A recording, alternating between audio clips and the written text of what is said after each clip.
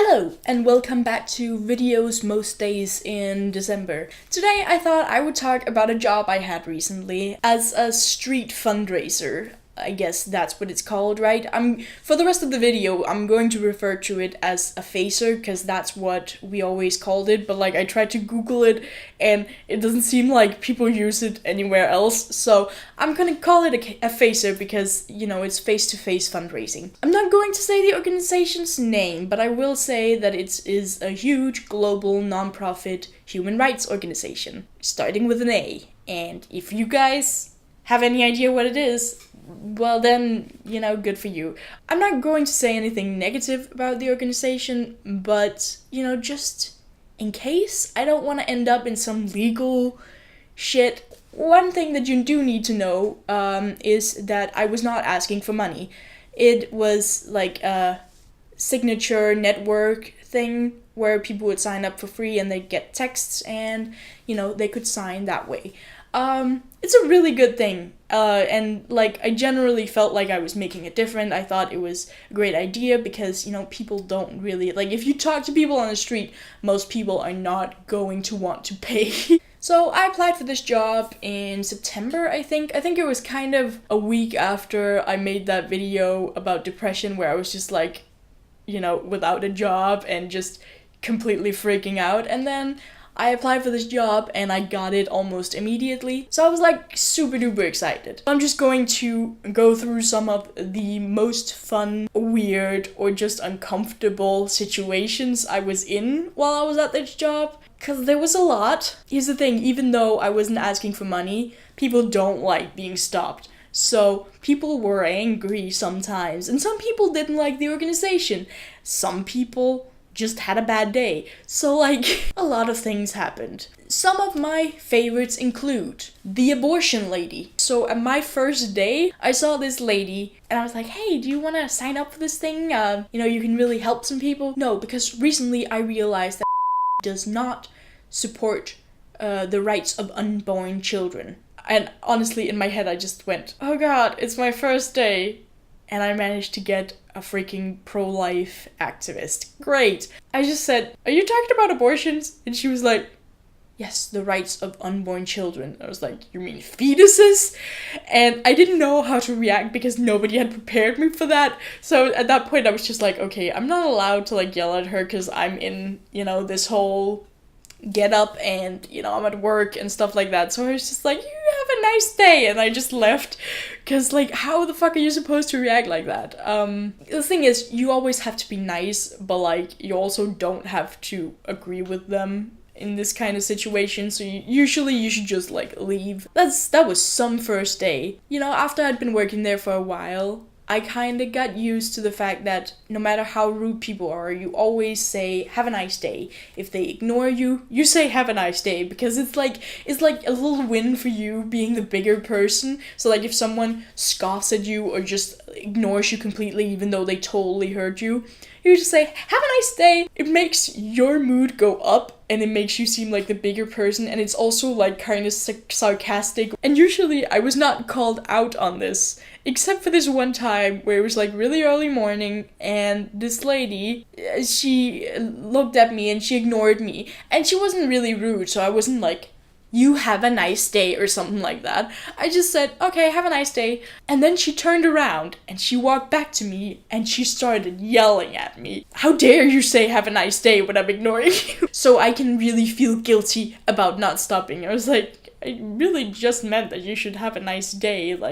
She was like, I always get stopped here by people like you. And I was like, I have never even been here.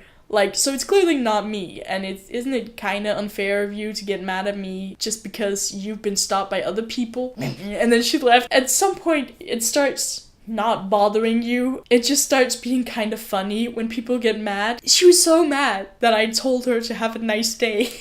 There's also the people who do unnecessary touching. I can handle, people clapping my shoulder or stuff like that. But, one time there was a guy.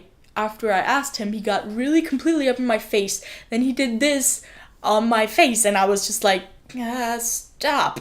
And he was like, I think you should ask someone else. And he left, and I was just like, this is so uncomfortable. Don't touch my face. On the flip side, there was also this really nice lady. You're doing such great work. And then after she'd signed up, she gave me a hug, and it was really nice. That was like, on the flip side, that was like generally one of the most nice experiences I had. Mostly it was young people who wanted to sign up, obviously because they're more used to texts, but also, and I'm not trying to call out older generations, but like the younger the generations are, the more open they are to human rights and equal things. So yeah, young people were definitely the most interested in signing up. We weren't actually allowed to sign up people who were under 18, even though it's technically legal as long as they're over 14. But we weren't allowed to sign up people under 18. Did I do it a couple of times? Yes, because they were the most interested. People that were 16 or 15, they really, really wanted to. Like, what are they gonna do now? Are they gonna fire me? No, I don't think so. So, like, does it matter? No, it doesn't. But speaking of the different generations, if I say old people and human rights, where a lot of the cases are about, third world countries, those two things just don't go together. And usually I would get people who like, if you were asking for human rights for people in Denmark, then I would say yes. And I was just thinking, guys, we don't need more human rights here. We're like, I mean, not saying that people in Denmark don't have like issues. Like, trans people are still treated awfully. We have a lot of immigrants who are really treated awfully, and basically a lot of people in Denmark are still treated badly, but like, if we look at it, like, we're one of the most equal countries in the world. We don't have that many rich people, but we also don't have that many poor people. It's just a lot of racist people. But like, there were good stuff too, like I said, young people were generally amazing and really wanted to like help. But also, puppies. You have no idea how many puppies I met. Like, my colleagues started taking pictures of me and putting into the group chat whenever I saw a puppy, because I just kind of freaked out. One time there was someone who had like a couple of weeks old puppy. Like, it just started being able to see, probably. It was so tiny. They were just holding it. So I generally started saying like, oh, I'm collecting signatures for human rights. I'm sorry, I can't focus. Your dog is really cute. That happened at least twice, and one time I went over and I was like, hey, can I say hi? And the owners were like, hi. No, I meant to your dog. Like, I can like ask you about this later, but like, the dog is more important. I was really bad at doing my job, really. Whenever there was a dog, I could not focus. A lot of the time, there was just rude people. Now, I think there's kind of like a line. So like, people who kind of stir around me, it doesn't bother me because I do it myself. People who very clearly put in headphones and like just don't make eye contact, again, I do it myself. I understand that. People say, no, sorry. Or people who say, sorry, I don't have the time. I have to catch a train or something. I'm not going to bother them. Like, as long as you're nice to me, I'm going to be nice to you. So, those really don't bother me. People who clearly hears me and still ignores me, it's a bit annoying. Again, it doesn't bother me too much, but it is kind of annoying. But people who are unnecessarily rude, that is just a thing that can ruin your day. And like, yes, sometimes it can be kind of funny and you have a story that you can tell your colleagues or your family once you come home.